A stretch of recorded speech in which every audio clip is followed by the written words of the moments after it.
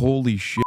In all of my years, I actually did not know like when the term was invented. I always joke like, oh, Noam Chomsky was there when the term was invented. Turns out he literally was there. He's old enough. He was there when the ancient tombs were dusted off.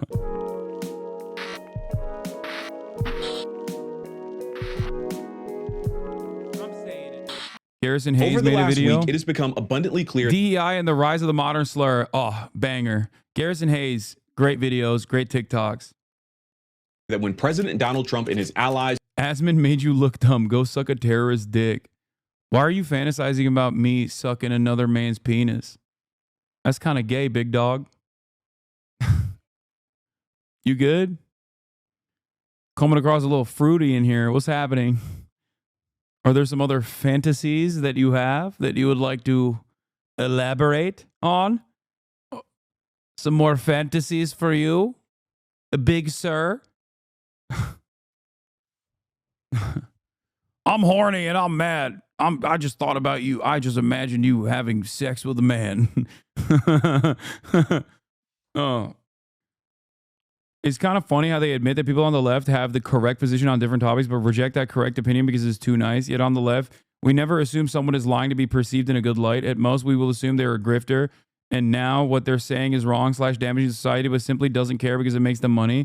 And likely they want it to be true too. Yeah. All right. We had the RFK video, but I kind of don't want to watch that.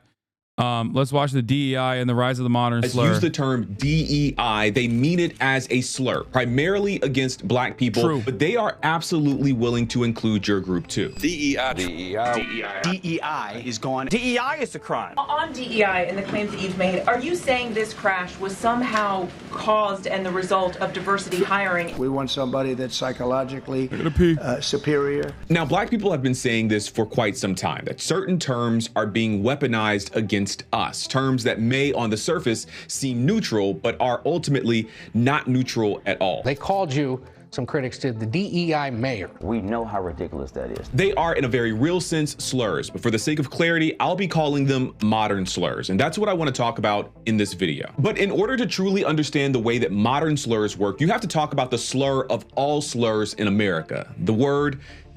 Well then, get away from the door. This is the rise and hopefully fall of the modern slur. Let's dig in.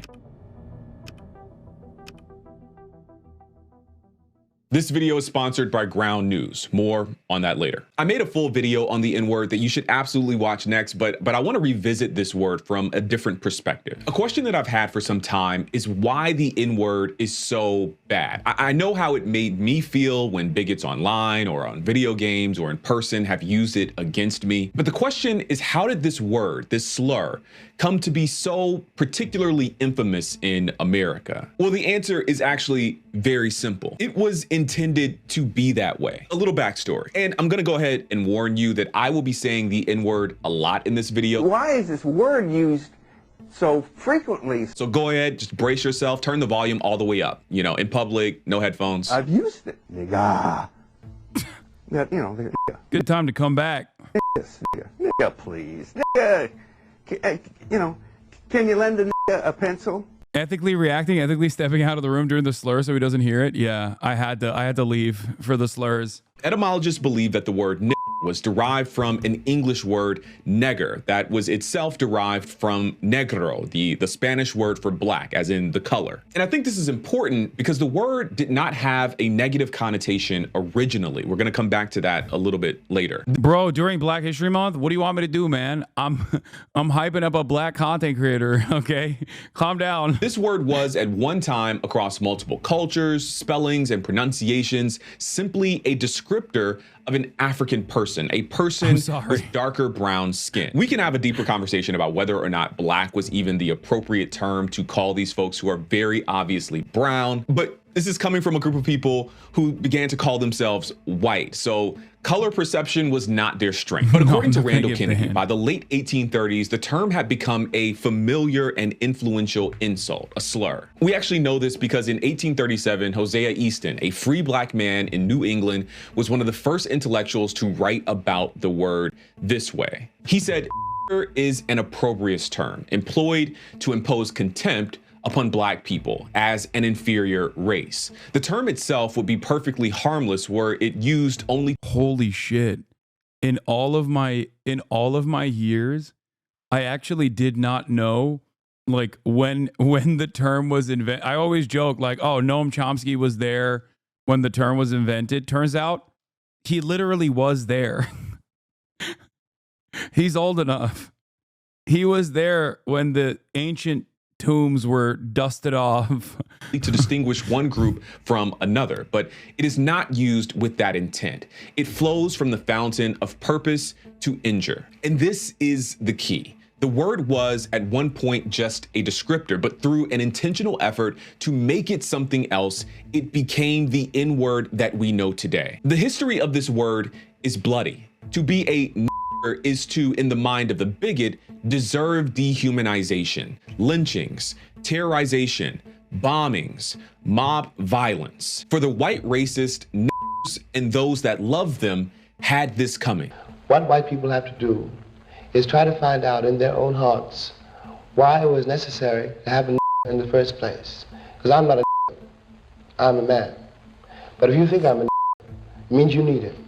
The question you've got to ask yourself, the white population of this country has got to ask itself, if I'm not the here, and you invented him, you, the white people, invented him, then you got to find out why. But as they do, times changed. The success of the civil rights movement meant that being overtly bigoted wasn't okay anymore. I mean, this is going to have the Lee Atwater quote, right? I mean, this is where we're getting to, which is as a anthropologist of rare and unique racism and dog whistles, as someone who is as I've said, racism sommelier, I know where this video is going, let me tell you. And you also know where this video is going because you've heard me mention this many times. The use of terms like in this new polite society would get you fired, require an apology tour, and mark you as a person outside of the mainstream for the rest of your days. Kind of. Like a fine wine.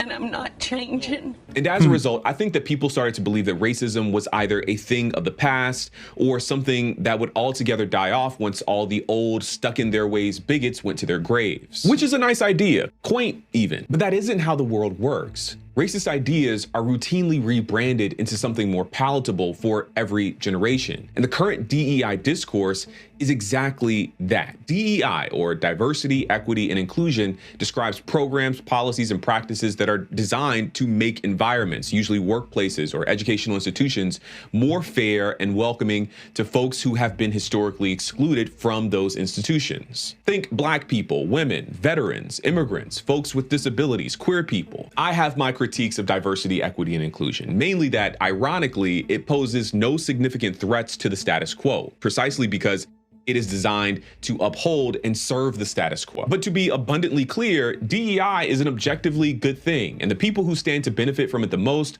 are the highly qualified professionals who would otherwise be overlooked by poor hiring and recruitment practices.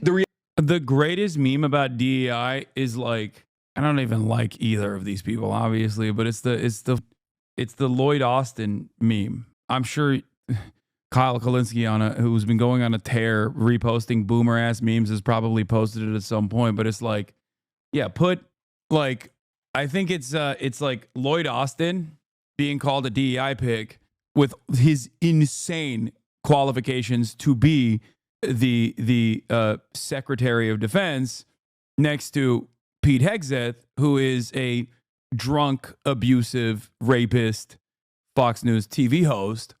Like, you kind of understand what's happening there at that point, right? Leave Kyle out of this? No, I mean, he has been posting a lot of boomer memes. Some of them are very funny, but they are very boomer. Like, people say Lloyd Austin is a DEI hire. And regardless of your opinion or my opinion on the position as the Secretary of Defense, when you look at like Lloyd Austin's qualifications, you kind of understand why. Like the concept of DEI exists as a positive, okay? And then also why DEI is utilized as a weapon to basically be hateful and bigoted and racist by right-wingers. The reality of the matter is black and brown people have often throughout history been overlooked for higher levels of government or just, positions that they certainly have the qualifications for. Okay? That is unironically white guy DEI. Throughout American history, there's never been a moment where people that are not deserving of a position have been elevated to that status, with one exception: white people. Like, that is historically the only time when people have been elevated to a status that they actually are not deserving. And ironically, DEI or affirmative action or initiatives like this, albeit Band-Aid solutions to massively consequential systemic problems, were a way to address the white guy DEI. That's literally it. So when right-wingers talk about DEI, what they're actually talking about is like, can we go back to white guy DEI, please? And it's also ironic because white guy DEI, at the very least, made a bunch of poor white people feel like they were a part of the in-group when they're not. Because the actual DEI, as a pejorative, if you consider DEI to be an elevation to a position that is unwarranted or undeserved, has always been done on the boundaries of class. But white guy DEI has made poor white people, at the very least, feel like they got some skin in the game. Make them feel like they also have some semblance of a leg up, when that could not be further from the truth. This is precisely the reason why, when we have these conversations about affirmative action, nobody dares to touch legacy admissions.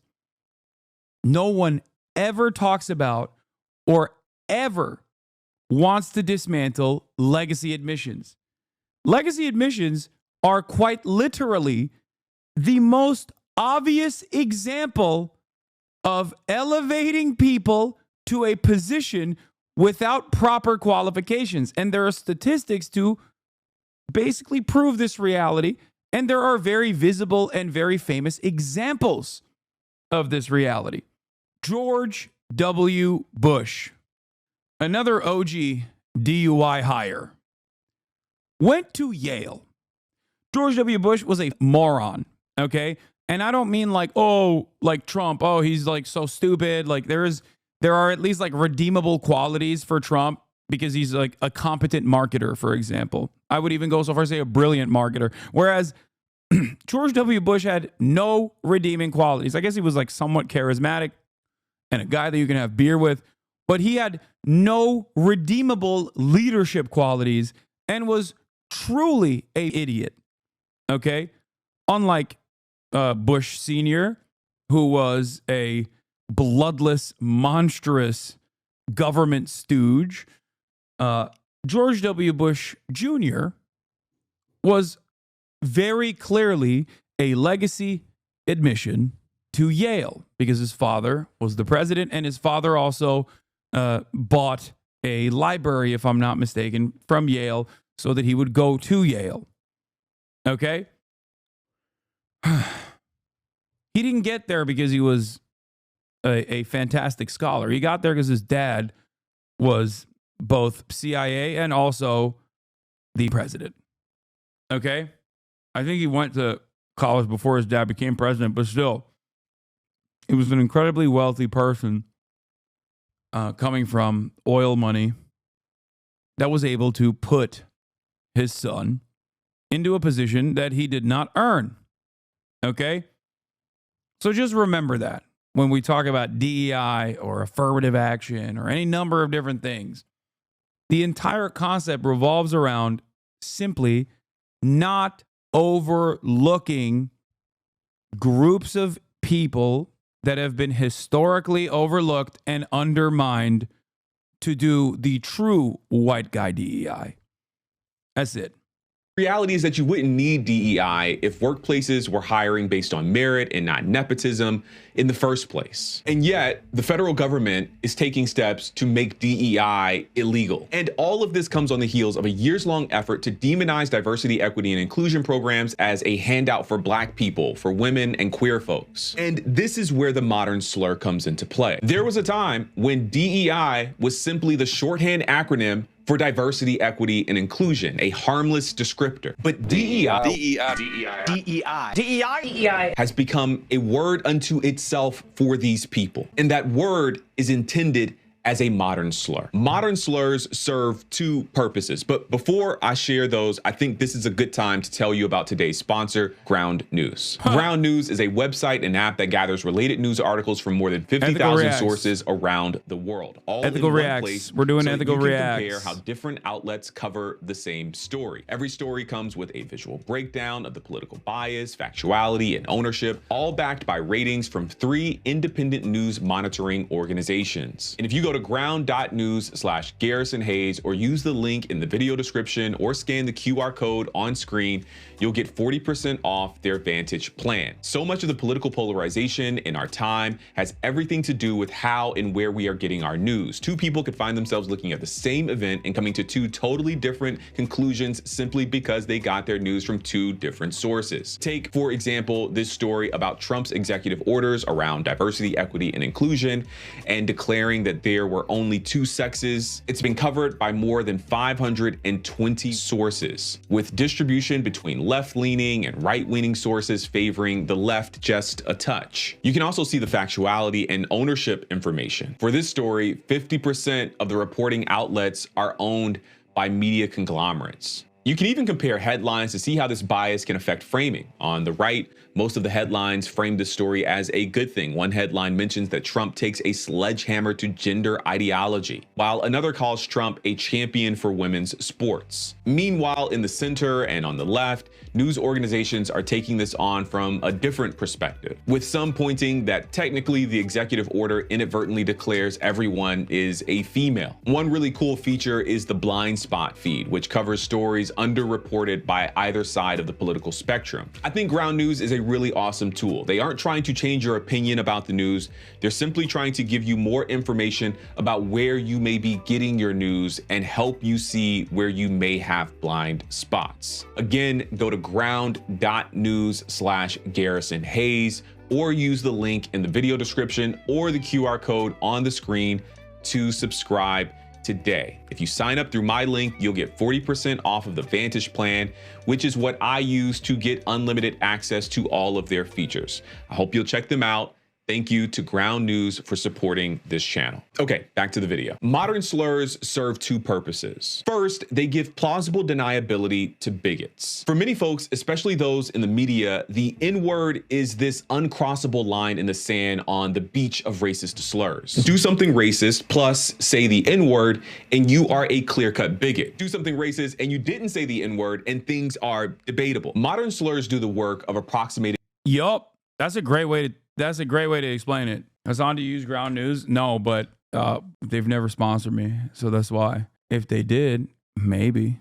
The denigrating power of the N-word without the user ever having to say the N-word, thus allowing them to speak with dog whistle clarity to their group, aka the people who know what they're really saying, while providing just enough deniability against the accusations of people who intrinsically know what they mean. This is what Dr. Ian Haney Lopez describes as dog whistle politics, a way for politicians and public figures to signal to their base while maintaining just enough distance to deny accusations of bigotry. Dog whistle politics? What's that?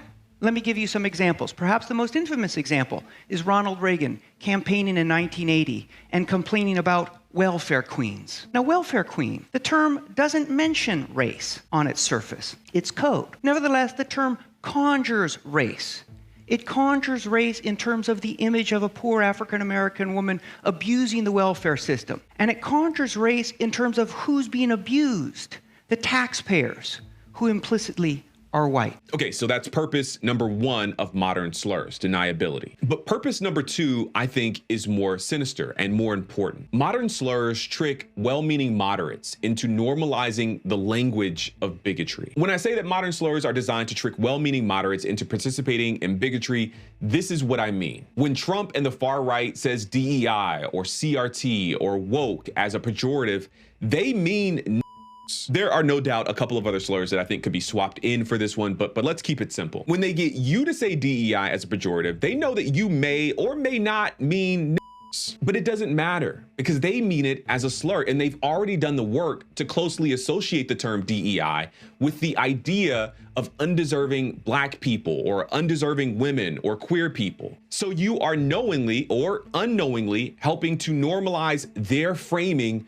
of the term. I actually saw a lot of this online just a couple of weeks ago during the Pete Hegseth confirmation. People were routinely calling him a DEI hire. And even if they meant it as a tongue-in-cheek kind of thing, I think in a way they were helping to normalize the right-wing framing of this term by essentially saying that this undeserving person was getting a job entirely because of their race and their gender. Modern slurs help racist ideas rebrand into something more palatable for every generation while maintaining the systems, roadblocks, stigmas, and assumptions that keep society unequal. Historical examples truly abound. When the institution of slavery was no longer fashionable, it was rebranded into a colorblind justice system, where slavery was given a convenient loophole in the 13th Amendment, except as a punishment for crime. In key ways, America swapped the yucky term slave for the more acceptable term criminal, and black bodies have been over-criminalized ever since, allowing the country to celebrate the moral high ground. The reactionary gotcha mindset only helps move everyone to the right.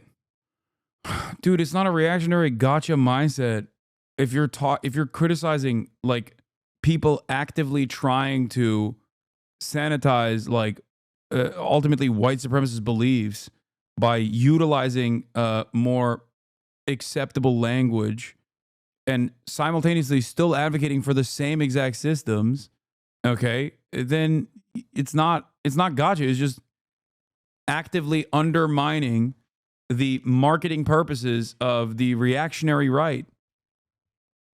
I mean, people using DEI as a gotcha for underqualified Trump nominees. Wait, what? I think that plays a role. I think that literally plays a role in the whole like DEI thing.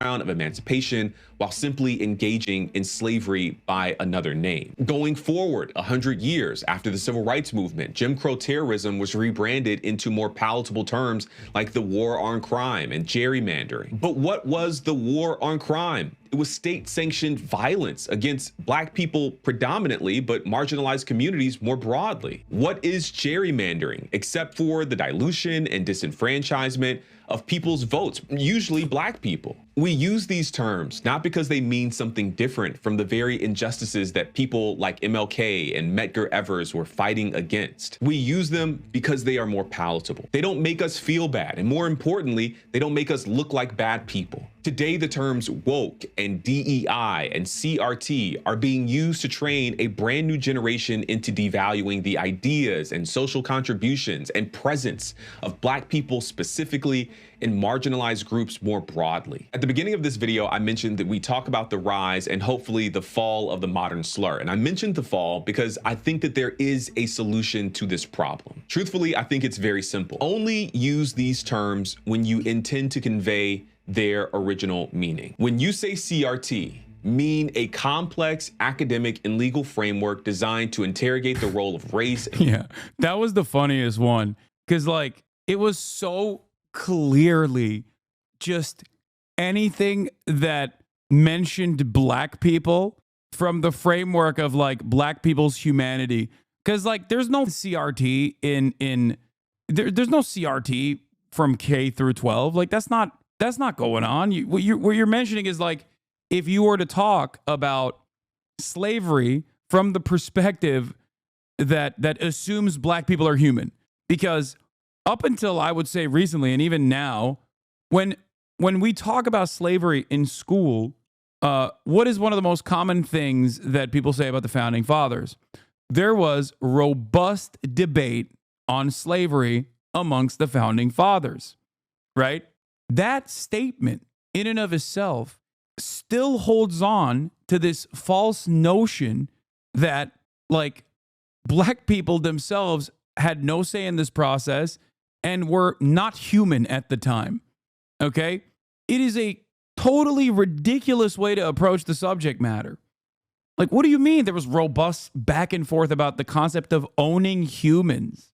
Like, that is, by the way, if they talk about the founding fathers and slavery at all, right?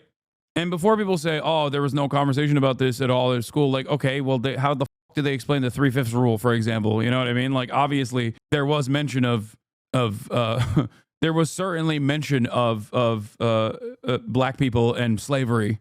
Wait, are you saying they don't teach it anymore? No, I'm saying if they mention, like, founding fathers and slavery at all, the American education system oftentimes tried to make it seem like there was a spirited debate about the ethics of slavery amongst the founding fathers.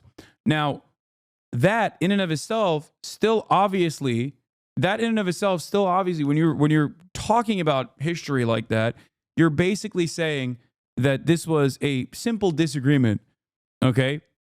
A simple disagreement, a simple back and forth. Like, you can have robust conversations about, like, whether or not a Supreme Court should exist, okay? That's understandable. But when you're describing the founding fathers as people that just simply had disagreements over the ownership of humans, you are still in 2025 talking about this as though black people are not a part of the subject matter, a part of this conversation, and, like, their humanity does not matter in that very moment. Do you not understand what I'm saying? Like, that's always, maybe it's because I didn't grow up in America and I didn't go to American school, but to me, that always came across as, like, so strange, because when you say it like that, you're still in 2025 basically saying, yeah, black people just weren't people back then. It is what it is, you know? And I think a lot of the educational initiatives that have been falsely branded as CRT in recent years are initiatives that don't treat black people as non-human in 2025. They basically say black people are human. And that's usually what the big anger and resentment surrounding this new initiative is. You're so wrong about CRTs everywhere in schooling. I've seen it nonstop since starting my sociology degree. Yeah. Can you explain it in a different way? I don't understand what you are saying. I don't understand what you mean. The wealthy class did debate it and the slaves were slaves. They were oppressed and didn't have any say, or they wouldn't have been slaves. Whether or not the wealthy white slave owners and non-slave owners were having a robust discussion or back and forth does not change the reality that the slaves were still human and did not like being slaves, did not like being enslaved, and had no say in the matter. Do you get what I'm saying? Like, the greatest example I can give you with respect to George Washington is that there's this false notion that is super commonplace in, as far as I understand, like American schooling especially, that, like, George Washington has some slaves, but, like, he was really nice to them or whatever. That's a ridiculous assessment. He was not really nice to them. He had slaves, okay? And I'll take it one step further. At the time when George Washington actually had slaves, clearly in Pennsylvania, there were rules that openly recognized that slavery was immoral. So much so that there was a rule in Pennsylvania, I think it was in Pennsylvania, or was it Virginia? Well, one or the other, that I'm up the possible states, but there was rules in Pennsylvania that dictated that if you had slaves for longer than a certain period of time, you had to actually free them. Okay? So George Washington would constantly cycle his slaves from Pennsylvania to other states, specifically as a loophole so that he could maintain them, so that he could keep them. This, to me, is enough for virtually everyone, including George Washington, to understand that this was an immoral concept. There was a law around it. And he got around that law. Was there more to that story? No, it's actually just that. It sounds surreal. Nope, there is literally no more to that story. There were certain states that had rules around having slaves for longer than, I believe it was like a 6-month period or a 6-year period. If I might be this rule up right now. And George Washington would consistently cycle his slaves out of the state and then bring them back in, specifically so he could use this loophole to continue having the same slaves. It sounds insane, but that in and of itself, I think, yeah, here it is. George Washington used legal loopholes to avoid fleeing his slaves. One of his slaves fled to New Hampshire to escape becoming a wedding present. He had 150. America's first president was wealthy and powerful, and his positions included false teeth, tricorn hats, and nearly 150 slaves. George Washington owned slaves and relied on their labor, and as Erica Armstrong Dunbar reports for the New York Times, he used legal loopholes to avoid freeing them, even as northern states worked to abolish slavery. Washington inherited his first 10 slaves when he was just 10 years old, Dunbar reports. In the days before Washington, D.C. was the nation's capital, the new president lived in New York and Pennsylvania, states that were gradually abolishing slavery. But Washington wasn't eager to get rid of his own slaves, says Dunbar, even when he moved to Philadelphia. In 1970, Pennsylvania passed the Gradual Abolition Act, a law that freed people when they turned 28 and that automatically freed any slave who moved to the state and lived there for more than 6 months. Sorry, it was not 6 years, it was 6 months. Dunbar tells the story of how Washington got around it.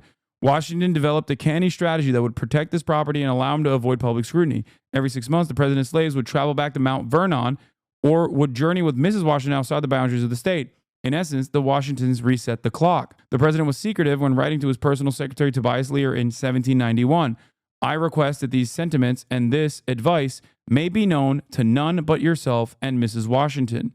Despite these attempts to hold on to his property, Ona Judge, a 22-year-old slave, escaped when she learned that Washington intended to give her to a relative as a wedding present. She made it to Portsmouth, New Hampshire, where she married and began life as a free woman. Judge was one of the thousands of blacks who escaped to freedom, both independently and as a part of the loose network that would later be known as the Underground Railroad. The New England Historical Society reports that Washington was enraged by what he saw as Judge's ingratitude, and that he assumed she had been convinced to escape rather than deciding to run away on her own volition. It is certain that the escape had been planned by someone who knew what he was about and had the means to defray the expense of it and to entice her off, for not the least suspicion was entertained of her going or having formed a connection with anyone who could induce her to such an act. Despite 3 years of searching, Washington never recovered Judge. He searched for her for 3 years, and he was far from the last president to own slaves. Zachary Taylor, the 12th president, owned 100 slaves while in office, and Ulysses S. Grant, the 18th president, freed his slaves before the Civil War. Washington had a secret passageway built into his Philly home to hide his slaves from the guests while he had visitors. You can see this today if you visit the site. Yeah. Okay. So they knew slaves were people, but that wasn't the problem. Breaking the fledgling nation in half. If they just said slaves were people, understand. I think it's disgusting, but I think that was the calculus. You don't have to... you right now, when understanding what's going on, don't have to abide by those standards, especially after you come to the recognition that plenty of people consider this to be abhorrent and immoral, because it then comes across as slavery apologia. It's kind of like how Republicans debate about owning Gaza with no regard to what the Palestinian opinion is, right? It's even closer to that. It's like the robust debate between what to do with the Palestinians between the Democrats and the Republicans, with very few actual politicians that truly care about the humanity of the subjects that we are talking about. Yeah. I think John Adams was one of the only founding fathers that didn't own slaves. No, John Adams was a G for sure. Also, Paul Giamatti played him in the HBO series. So, you know, he wasn't the only one that didn't have any slaves, but he was a G for sure. I don't know. It still feels important to understand what the political conversation looked like at the time, since it's so important. No, I don't disagree with that. I'm not saying don't teach history. I'm simply stating that it is the perspective. I think the commonly held opinion is that people simply didn't know that black people were human. That's not true. That's ahistorical. That's my point. That's all I'm saying. And CRT, or what they consider to be CRT, is basically a correct assessment of history that basically says, no, they knew that black people were people and they just didn't care. Okay? That's it. So a lot of these things that these people call like CRT or DEI or woke or whatever is actually a correct and accurate assessment of history. But that is precisely the reason why I think Republicans hate it, because they'll say things like, oh, well, it's making my children feel bad about themselves. It's like, what the why would they feel bad about this? You should feel bad because you think that like your kids learning about the correct history is somehow bad and wrong. Potential Hasanabi head popping off on this exact Accurate topic. History is teaching white Americans how white slave owners raped, beat, humiliated, mutilated, murdered, and cannibalized their slaves. The cannibalization stuff is really crazy.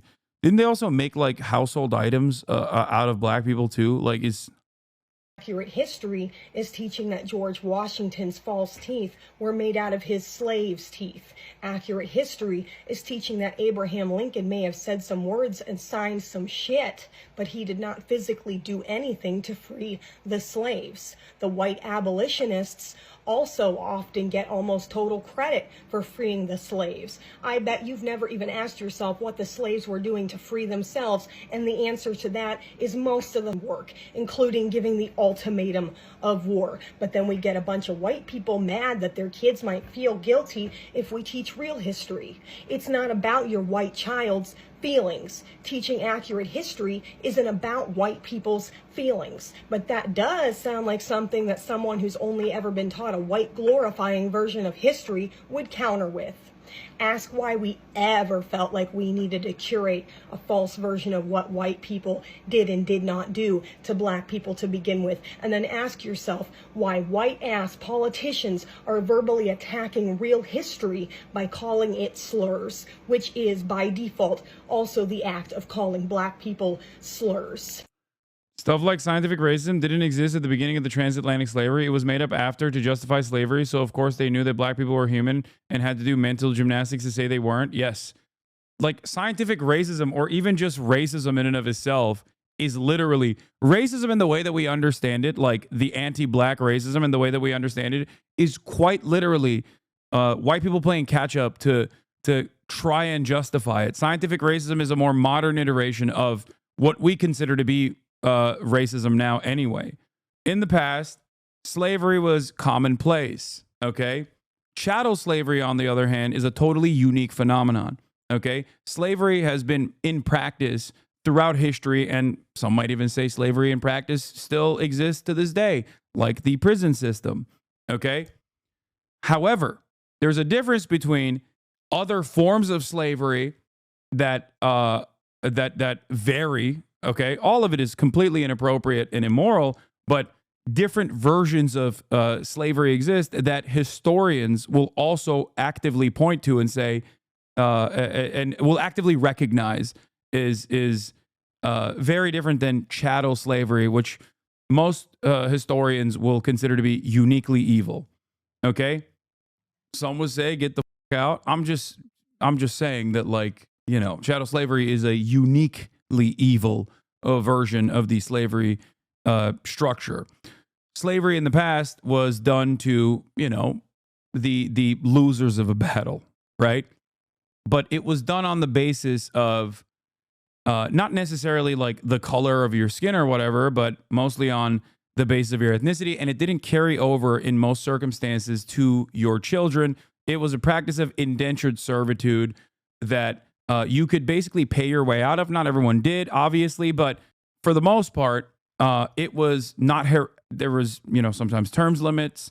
It was not hereditary.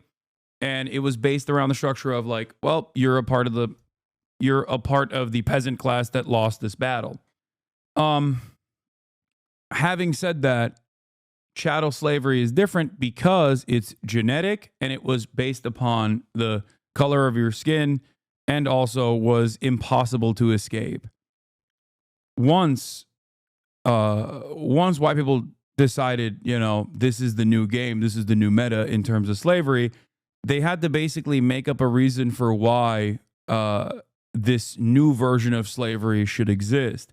That's where racism comes in. It was all of a sudden not considered.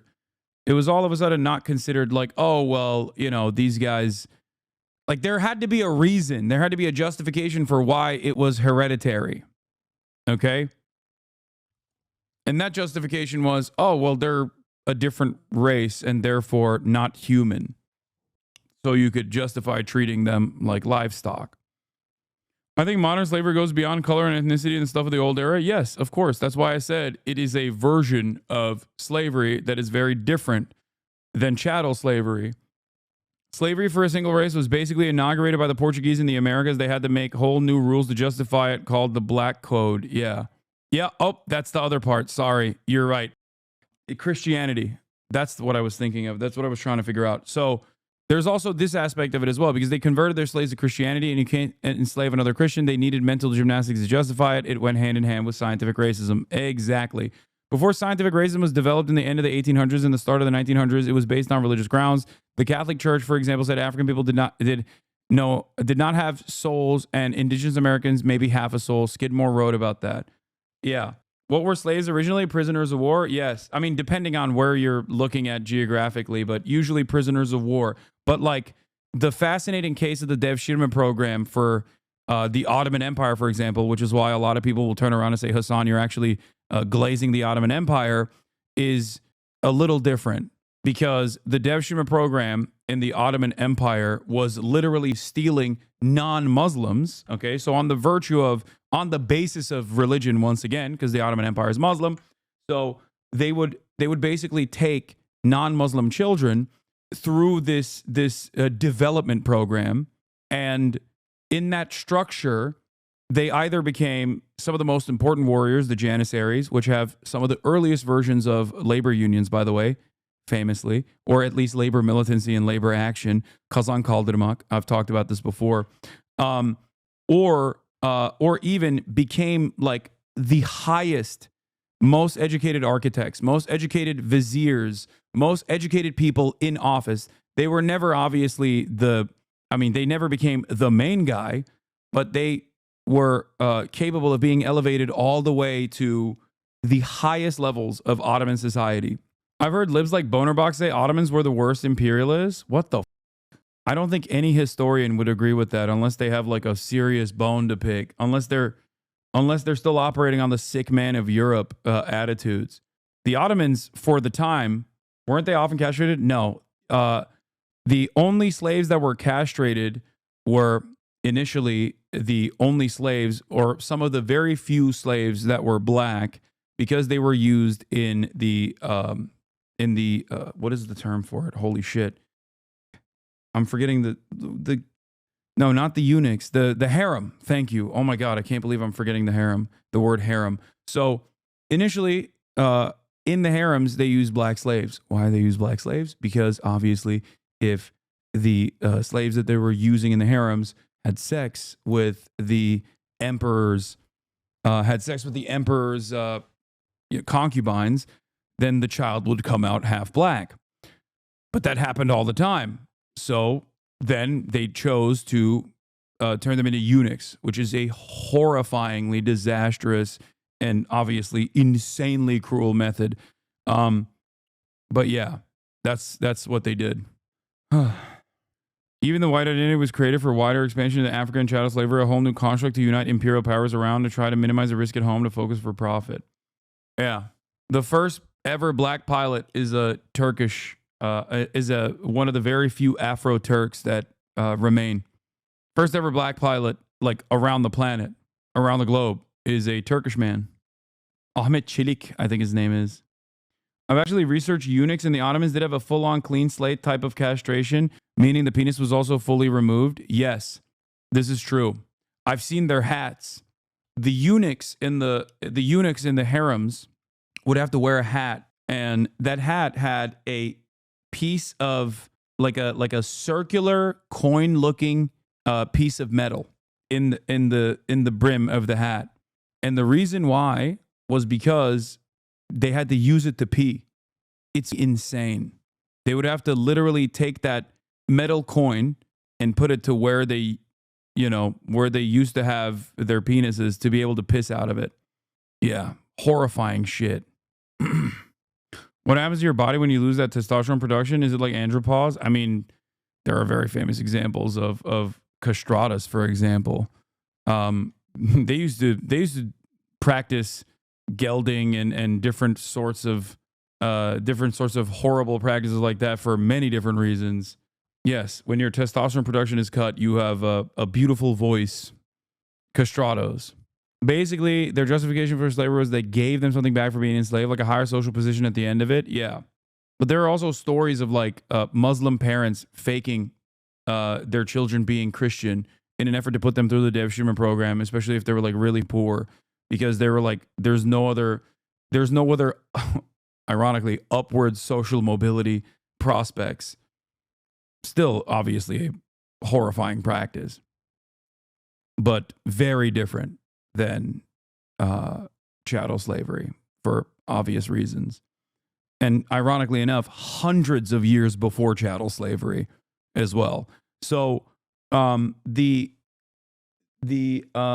you learn this stuff? I'm a right winger, but I want to learn more about leftist social stuff. Brother, I'm Turkish. Do you think I know about this stuff exclusively because I just have like a random fascination? I love this guy coming in here thinking that I'm like a random American dude, but I just have a fascination with real deep lore with the Ottoman Empire. But yeah, no, I do give you credit for coming in here and wanting to learn more. Yeah, I'm just a weeb for the Ottomans. I think I made a good point about the education around slavery and historical examples of it. We also use our education system to muddy the waters around the different types of slavery, and will project aspects of chattel slavery onto other cultures throughout history, like Egypt or Rome, for example. They did do slavery, but they didn't do chattel slavery. We did it to make it look like what we did was less evil than it was. We whitewashed our use of slavery post-Civil War by using historical examples. Yeah, that's why whenever we talk about like slavery still exists, or the Irish were enslaved, or whatever the like, no actual Irish person will say that in comparison to chattel slavery, but Americans say that all the time. And the reason for why Americans say that all the time is because of that exact purpose, which is to downplay the historic severity of chattel slavery. Not shadow, for the chatters who have never heard this term. Chattel slavery. Okay? Stay woke. It's surprising you are not glazing Ottomans and actually speak some truth about them. It's not surprising. I do that all the time. I have no reason to like shelter you guys from the truth. I don't, like, who cares? I think what matters most is learning the truth. You don't do that with LeBron? Okay, calm down. I only say the truth about LeBron as well. Racism in society and policy. When you say wokeness, do so as a way to express an awareness that systems of marginalization are everywhere and affect everything, and we can't afford to sleep while our rights are being compromised. When you say DEI, mean diversity, equity, and inclusion, mean anti-segregation, mean that your workplace or university has been a historically white and male institution, and that interrupting that trend is a good thing. What I'm saying is disrupt the way that bigots are co-opting language and creating new slurs by any means necessary. Okay, I think I'm gonna call it there. All of that I just said is what I think, but please tell me, what do you think? Let me know down in the comments, which is just below the like button. Huge shout out to everyone who is already subscribed. If you aren't, please consider doing so and join. Hassan hates Donald Trump, but he said that he did good at stopping the bombardment of Palestine. Yeah, but I also said that there was a lot more evil to come from the Trump administration. Didn't the Barbary pirates sell 1.3 million white European slaves to the Ottoman Empire in North Africa between the 15th and 19th centuries? Yeah, get wrecked. I didn't say the Ottomans didn't practice slavery, dummy. I just literally spent the last hour describing the gruesome practices of slavery in the Ottoman Empire. Hasan Reactions is one of the best ones in the React channel.